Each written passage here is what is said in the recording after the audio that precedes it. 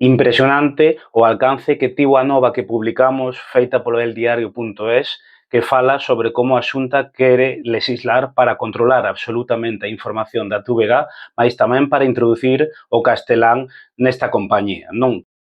Ben, en primeiro lugar, é un borrador, existe, non é unha nova inventada por un medio, mas isto non significa que se vai aplicar xa automáticamente. Vai haber que debatila e vai haber moita loita social na rúa.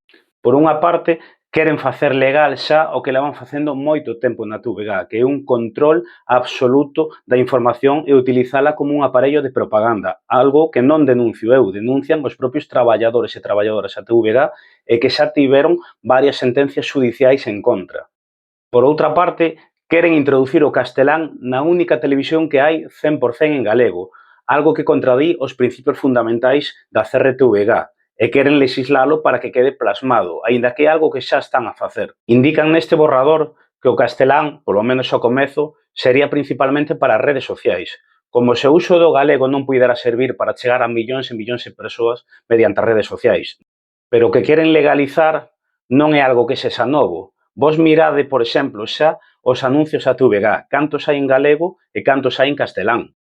Cada vez son máis as tertulias ou as entrevistas con persoas que non usan o galego, usan directamente o castelán, pero que ademais convidan xa a moitísimas tertulias a persoas que públicamente dixeron que están a favor de, por exemplo, erradicar o estatus e oficialidade da lingua galega. Vos podedes dicir que con non sintonizar a TVG xa está, pero non, porque hai dúas cuestións fundamentais. A primeira é que todas e todos pagamos a TVG, e a segunda, que é a maior ferramenta que temos para normalizar o uso do galego en moitísimos sectores da poboación.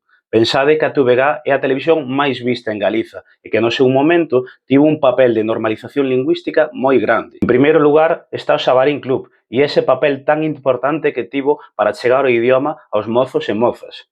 En segundo lugar están as series. Cantas series triunfaron en Galiza e chegaron a todos os recunchos da nosa terra?